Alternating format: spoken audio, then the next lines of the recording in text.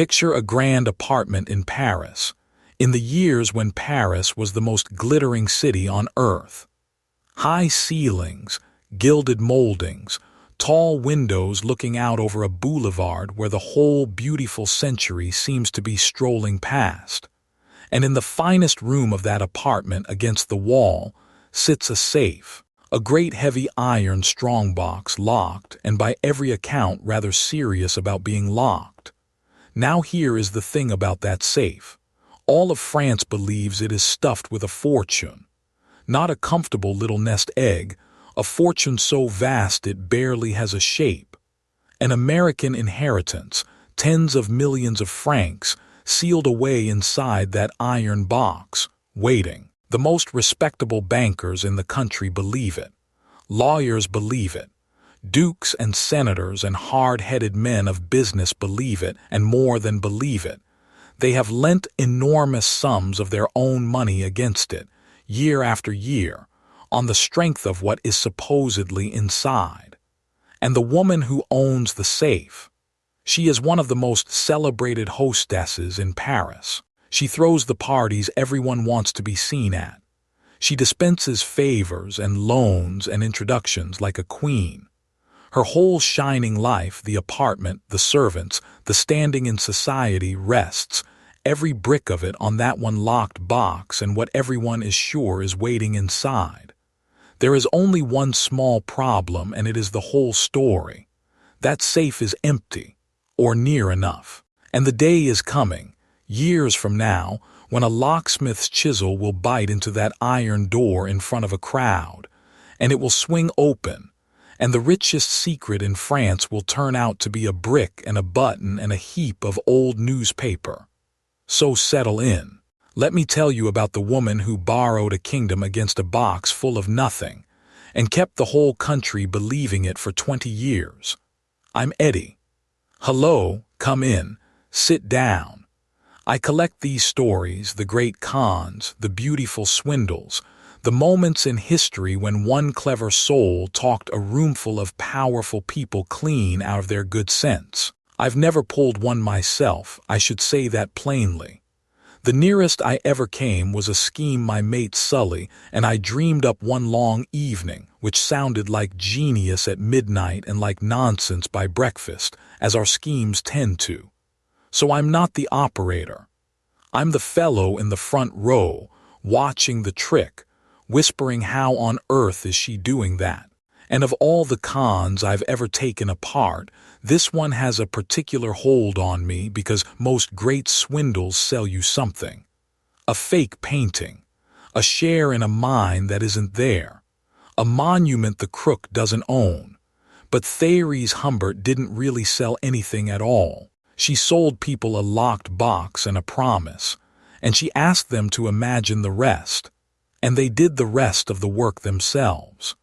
They filled that empty safe with their own greed and their own hope and their own terror of looking foolish, and they guarded her secret better than she ever could have, because by the end her secret was their secret too. It is one of the most extraordinary things I know, and it is a great deal darker than the charming version, and I'm going to tell you both. So pour yourself something. Let me introduce you to a farmer's daughter who conned the Third Republic. Therese Humbert was not born to any of this. She came into the world as Therese Daurignac in the south of France, the daughter of a country family of very modest means, a farmer's daughter, in the shorthand the story always uses. And from what we can tell, even as a young woman, she had the one gift that matters most in this whole trade. She could make people believe her. There are tales, and I'll flag right now that the earliest chapters of her life come to us wrapped in a lot of colorful legend. So hold them loosely. Tales that even as a girl she borrowed against grand inheritances that did not yet exist, spinning stories of fortunes coming any day now. Whether every one of those early tales is true, I genuinely can't promise you, but the shape of the woman is clear enough. She understood, young, that a convincing story about money to come could be turned into real money today. And then she married up. She married Frédéric Humbert, the son of a French politician, a man with a respectable name and real connections in the machinery of the Republic. And that right there is the first thing I want you to notice, because it's the quiet engine under everything that follows. A farmer's daughter with a wild story is a curiosity. A farmer's daughter with a wild story and a well-connected husband and an entree into respectable society.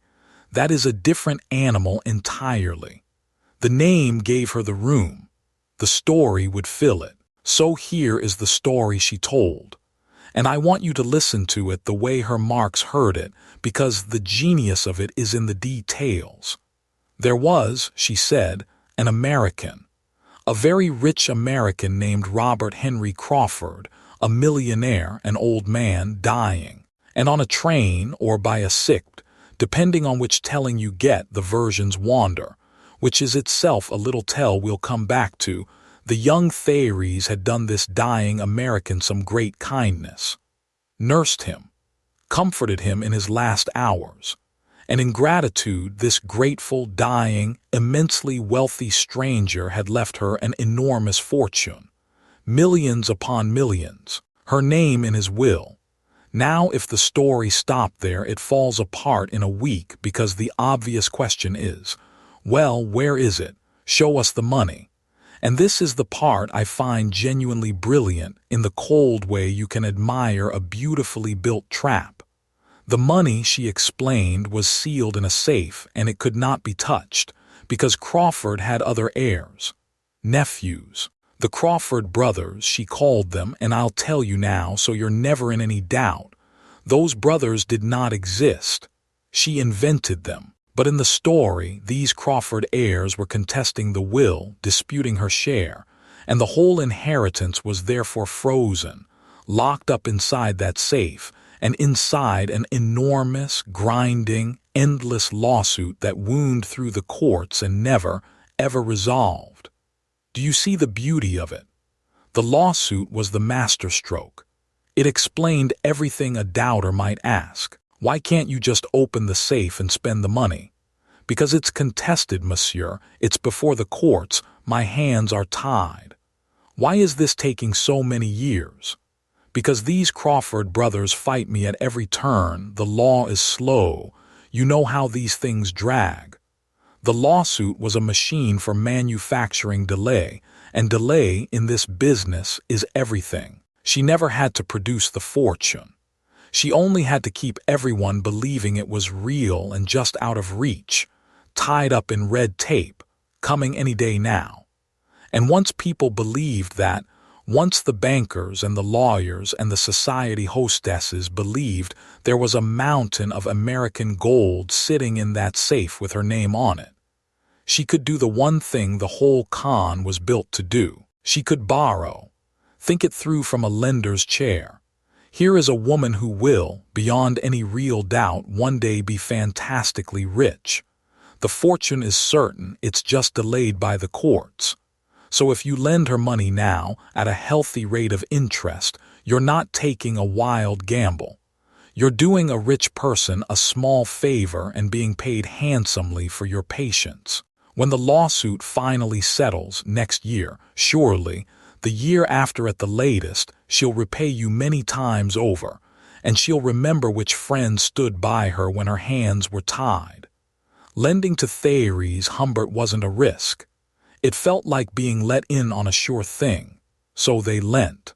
And she borrowed and borrowed and borrowed from banks, from private financiers, from wealthy individuals across Paris and beyond, over and over, for years. Sums that, added up across the whole affair, run into the tens of millions of francs. And I have to pause and be honest with you here, because accuracy is sacred to me even when the photos on your screen are deliberately old and the story is deliberately grand. The exact figures vary wildly between accounts. The press of the day loved this story and inflated it gleefully, and historians since have argued over the real totals. So when I give you a number, hear it as an estimate, a best guess at something genuinely enormous, not a figure I pulled off an audited ledger. Nobody has a clean audited ledger. That was rather the point of the whole thing. And where did all that borrowed money go?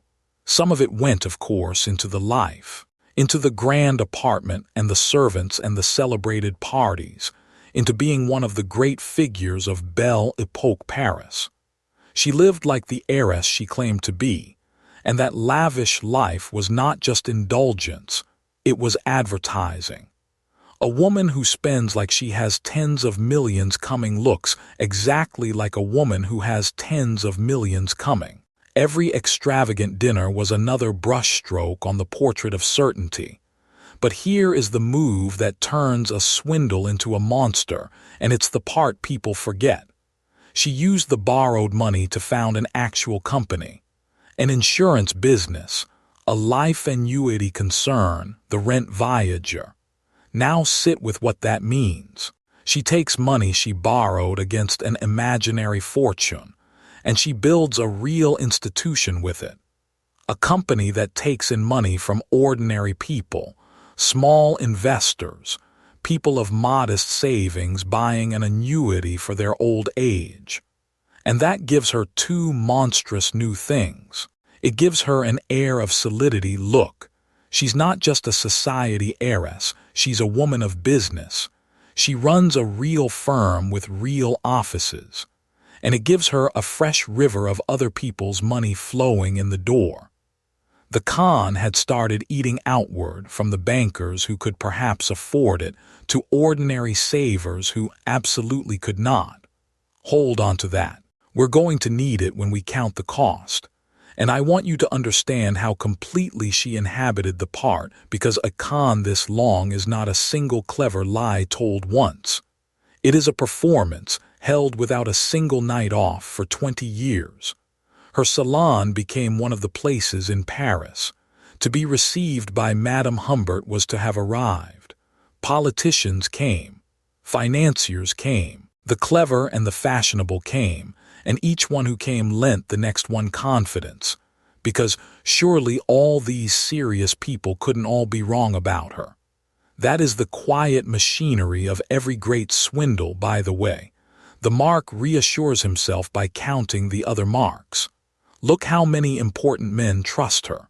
Look who dined here last week. She never had to persuade each new lender from scratch, because the crowd did the persuading for her. And at the center of it all sat the safe, and here is a detail I love, because it shows you she understood something most people never grasp.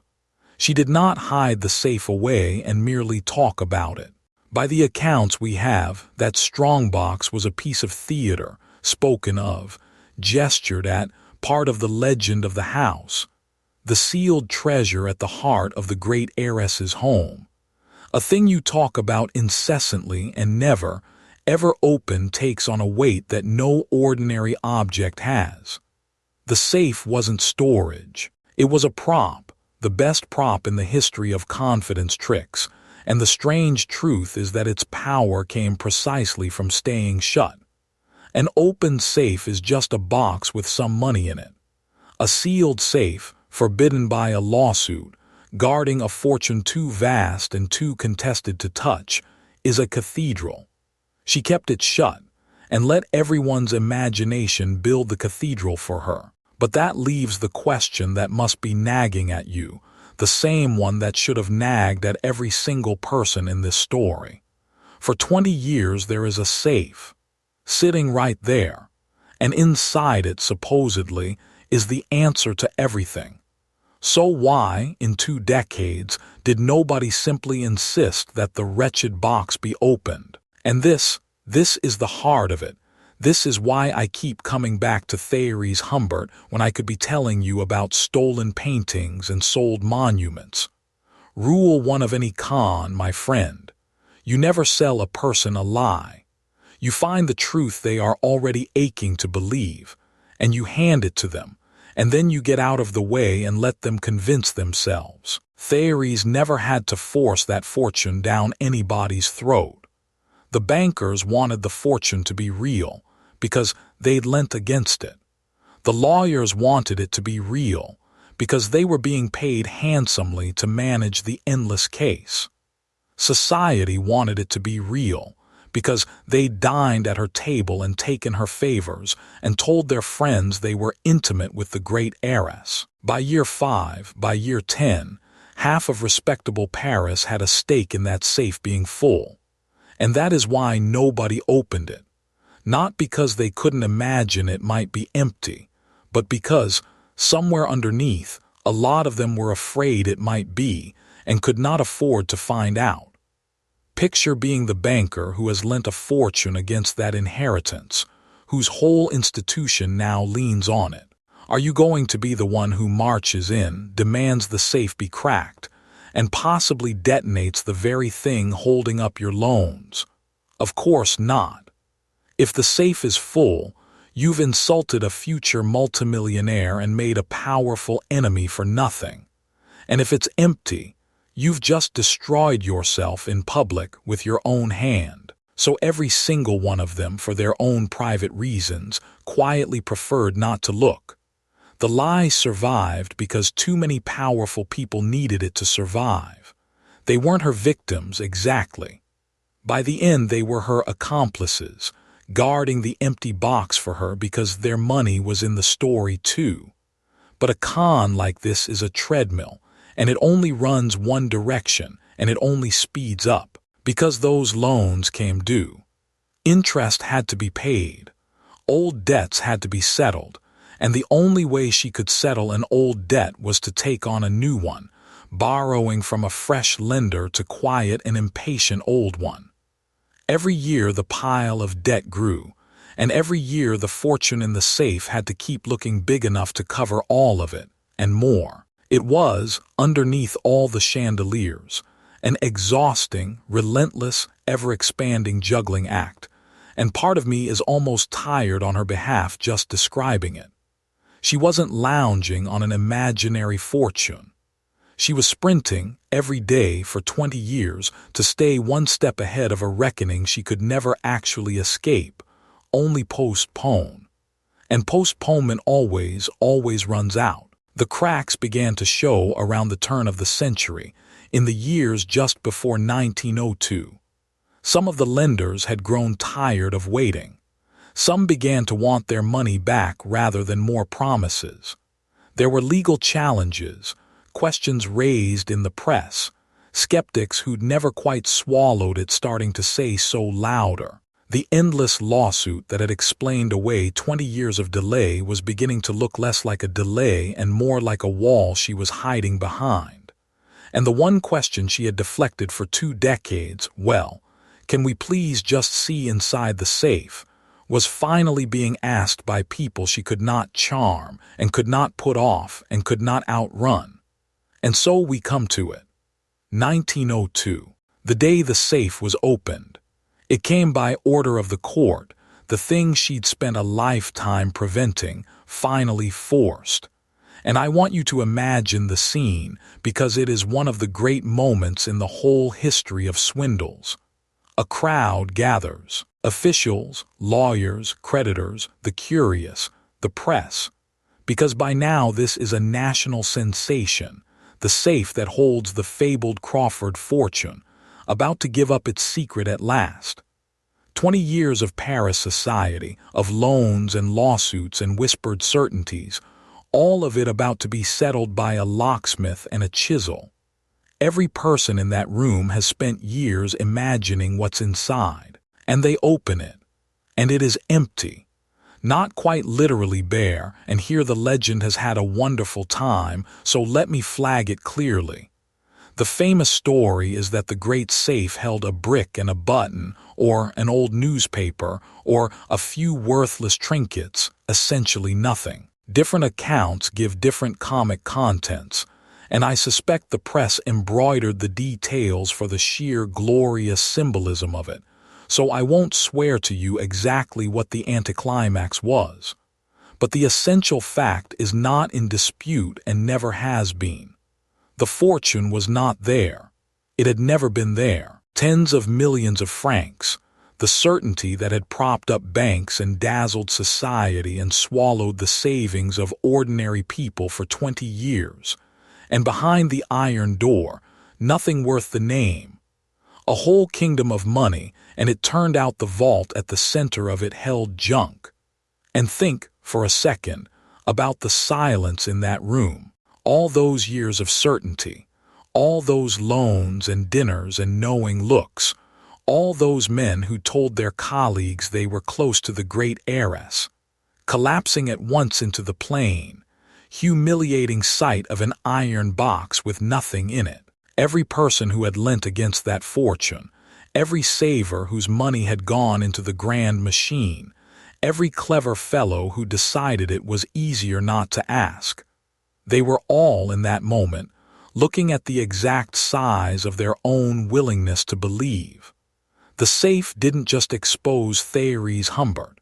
It exposed all of them. That, I think, is why the story stuck so hard and why the brick and the button became legend. It wasn't only that she'd fooled France. It was that France, staring into that empty box, had to admit it had rather wanted to be fooled. The Humberts, it will not surprise you, did not stay to explain. As the whole edifice came down, Therese and Frédéric fled France. They ran, and for a little while they vanished, and the scandal exploded behind them into one of the great sensations of the age. Because this was not some private matter. Remember, she had borrowed from the pillars of French finance. She'd been embedded in respectable society, connected by marriage to the political class of the Third Republic. The revelation that the celebrated Crawford fortune was a phantom, that the great heiress was a fraud, sent a shudder all the way up through the establishment. It embarrassed bankers. It touched politics.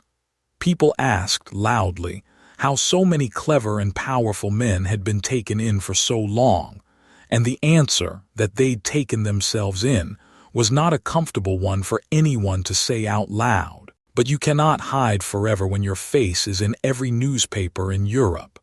They were tracked down and caught in Madrid, brought back to France and put on trial. The trial came in 1903, and it was a spectacle, the whole country watching to see how the woman who'd fooled them all would explain herself. And to the end, by the accounts we have, she brazened it. She clung to the story. There was a fortune, there were Crawfords, she was the wronged party. But the safe had already spoken louder than she ever could. She was convicted, and she and her husband were sent to prison. The farmer's daughter who had borrowed a kingdom finished in a cell. And here is where I put the grin away for a minute, because I've been telling you this with a certain delight. The sheer nerve of it, 20 years, a whole nation, an empty box, and delight is the honest reaction to the audacity.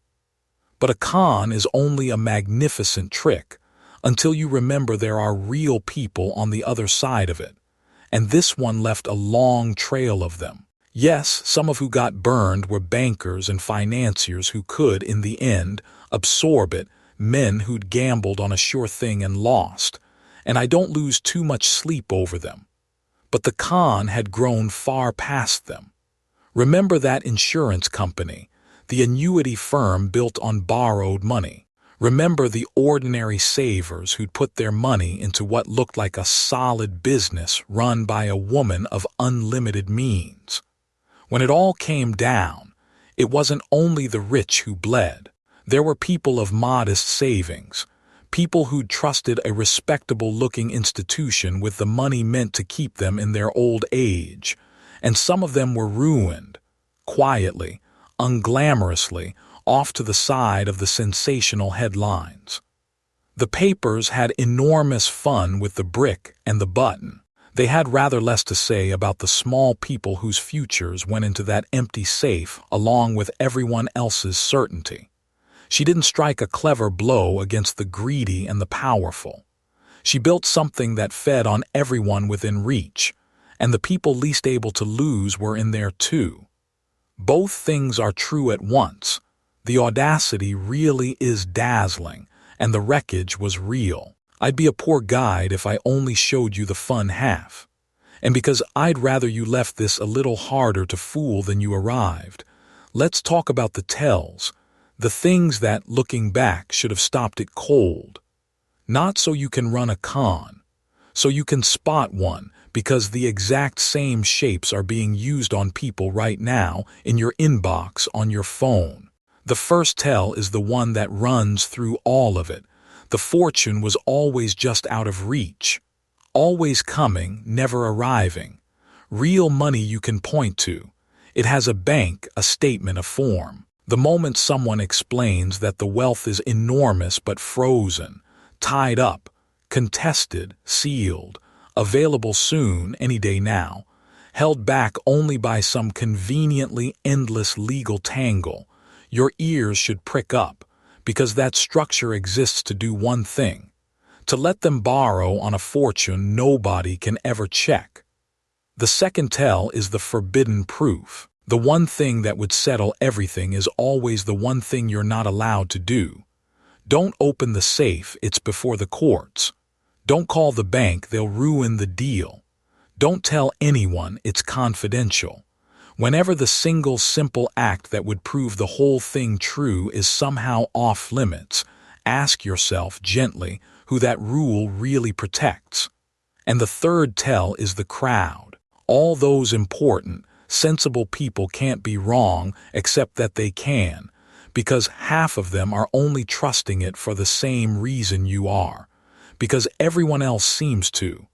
A crowd of believers is not evidence. Sometimes it's just a lot of people who each decline to open the safe. Therese Humbert didn't beat clever men. She built a room in which no clever man could afford to be the first to doubt, and then she stood in the middle of it for 20 years.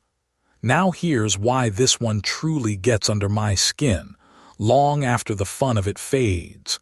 Because it says something about you and me that I can't quite shake off. Therese Humbert did not overpower anybody. She had no gun, no threat, no secret hold over the great men of Paris.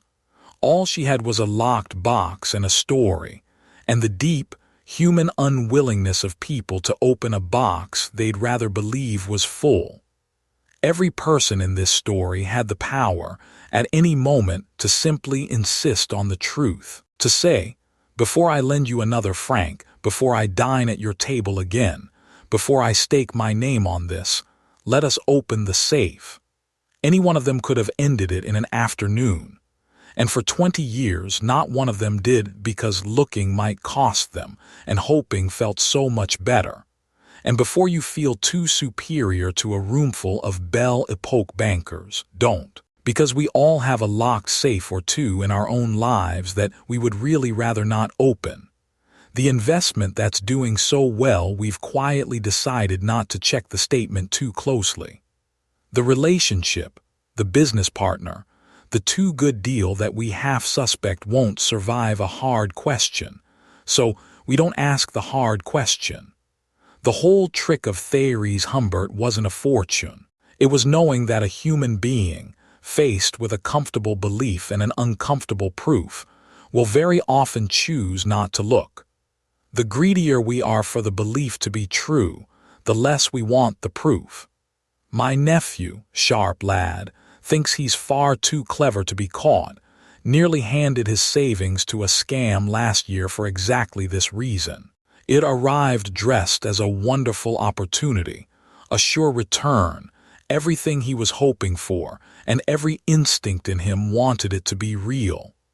The one thing that saved him was that, right at the edge, he stopped and did the boring thing. He demanded to see inside the box, asked the one blunt question the story couldn't survive, and the whole thing evaporated the instant he insisted on proof instead of promise. That insistence is the entire defense. Against Therese Humbert, against the message in your inbox tonight, against your own hopeful heart. The willingness to open the safe, even when a part of you would honestly rather not know. So that's my question for you, and I do read the comments, so come and find me down there. When have you believed something, a person, a deal, an opportunity, a promise of money to come, mostly because you wanted it to be true? And did you ever open the box? Did you ask the blunt question, or did you look away and hope? The ones where you looked away and got burned are the stories that teach the rest of us the most, so don't be shy. Put it down below. I'll leave you with this. Therese Humbert proved something I find beautiful and frightening in the same breath. That you don't need a fortune to command one. You only need a room full of people who'd rather not check. She never filled that safe. She just made everyone too hopeful, too invested, and too frightened to open it, and let their own longing do the rest for 20 years. Half of me will always be dazzled by the nerve of it. A farmer's daughter borrowing a kingdom against a box of nothing. The other half remembers the small savers who never got a headline, and never got their money back either. So the next time something arrives promising a fortune just out of reach, tied up, coming any day, trust me, do the one thing all of Paris couldn't bring itself to do. Open the safe, ask to see inside, because the con that gets you is almost never the one you're braced for. It's the one you'd secretly rather believe. If you like this, subscribe and come back. I've got a whole history of beautiful swindles to walk you through, and every one of them has a locked box in it somewhere. I'm Eddie. Open the safe. And that's how you lose your shirt.